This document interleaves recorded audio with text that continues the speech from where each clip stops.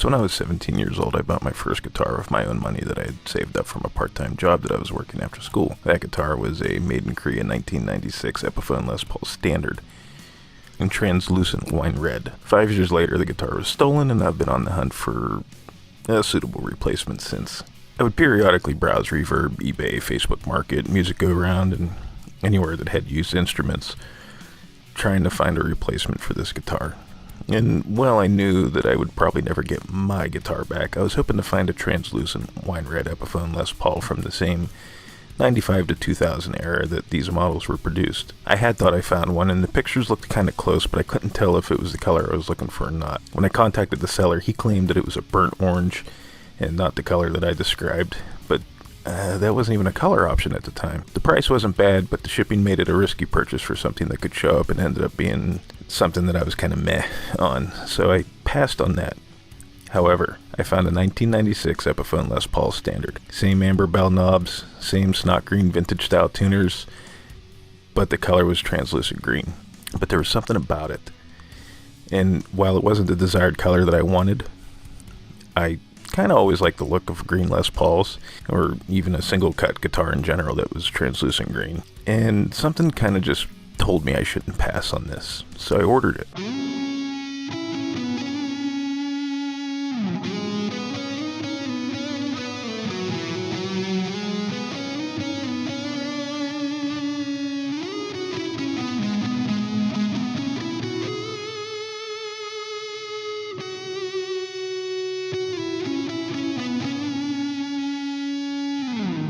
Man, the moment I unboxed it after it showed up and got to hold it, I knew that outside of a miracle return of my original guitar, that this was the closest I was going to get. It had that same vibe, the same feel, and while there was some light wear and tear that can be buffed out and a chip on the headstock, I didn't care. Before we go further, let's get on to some specs, and these are the best that I could find given that this is a 24-year-old guitar and Epiphones aren't documented as extensively as some other companies like Gibson or anything like that, but the unofficial Epiphone wiki seems to be the best source of information for specs on this. The guitar was made in Korea according to the serial number at the Leader Musical Instrument Company.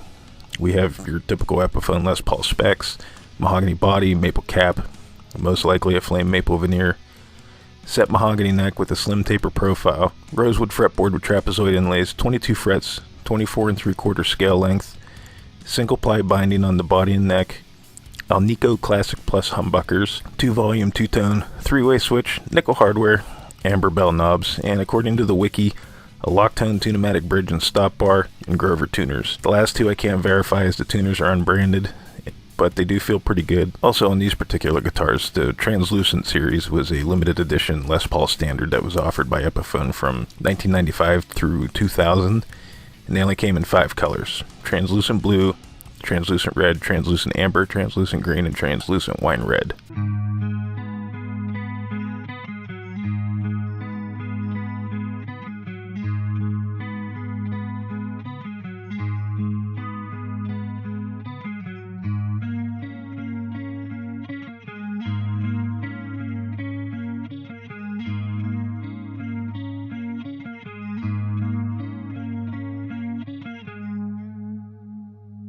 Oddly enough, one of the first things that I noticed is the body seems like it might not be as thick as the as later models.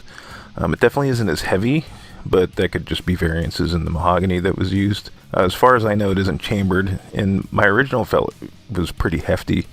The carve is smooth overall, and the guitar is aesthetically pleasing. One thing about the Translucent series that sets them apart from most models is that the back and the sides are the same color as the front, so there's a lot of green here.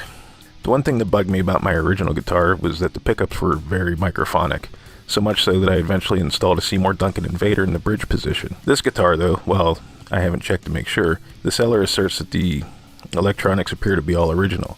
These pickups don't have the same microphonic issues that my original had. I haven't taken this apart and checked everything out because my original intention was to change the tuners and install a Seymour Duncan Invader in the bridge position of this one. The tuners feel better than I remembered and work well, so I'm on the fence about those. But I still intend to install an Invader for 2 reasons. The first, nostalgia. The second being that my 50s and 60s Les Pauls are still stock, and my customs have EMG headsets, so I kind of want something that's a little hotter than the stock Epi pickups, but not quite as hot as the actives that are in my customs.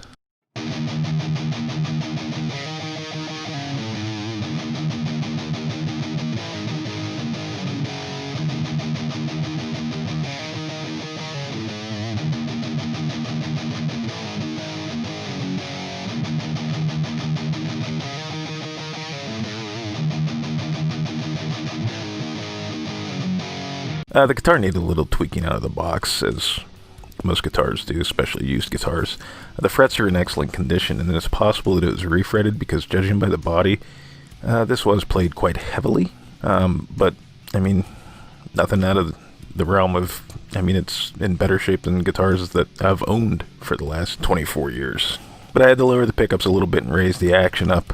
It was just a little too low for me. It was playable, though. It just, I like to fight a little bit. I have a heavy touch, so when their strings are laying like right across the frets, for me, it doesn't work. Plus the way I pick, it just doesn't, it sounds bad because I'm a pretty heavy picker too. So I raised the action up a tad, got it kind of where I was at. But I mean, even before I raised the action up, there was no fret buzz. Everything was smooth.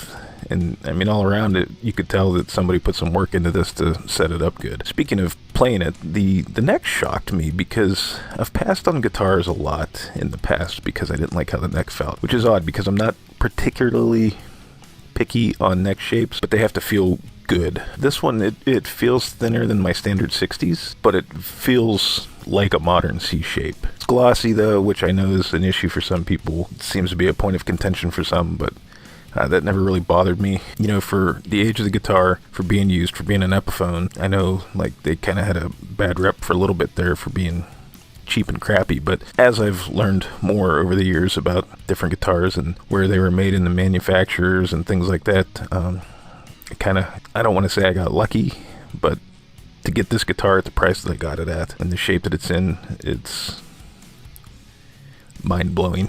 This is quickly becoming one of my favorite players that I have. All in all, I'm quite pleased with this purchase, with this guitar. It recaptured that same kind of feeling that I had as a teenager, learning how to play guitar and playing on that Epi that I had back then. I'm still on the hunt for, you know, ideally my guitar, but if I could find another translucent wine red model, I would be all over that, just to, because it was cool. The color was something that, you know, you didn't see a lot of at the time.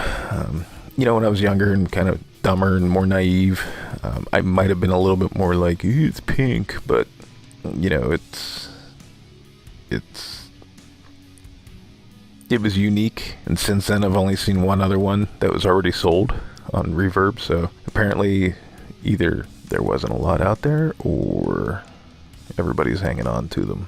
If anybody happens to see this video and they know of where I could procure one, please let me know. Not even just for nostalgia factor, but I do love the feel of this. So I would like to kind of get more and maybe complete the collection or something, you know, but, you know, we'll see where it goes from there. And if you guys have, if anybody sees this and has one of these models, what do you think of it? Am I looking at this through rose-tinted glasses, or are these really the superb guitars that I think they are for the price? So let me know in the comments below.